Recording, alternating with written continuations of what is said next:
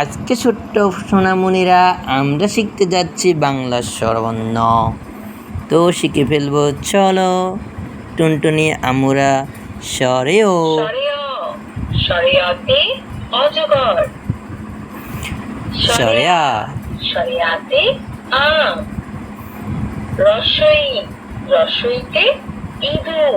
দীর্ঘ। দীর্ঘইতে ঈগল। রসু।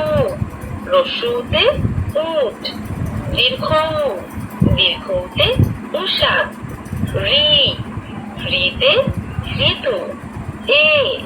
এতে একতারা। ওইতে ঐরাবত। ওতে ওজন।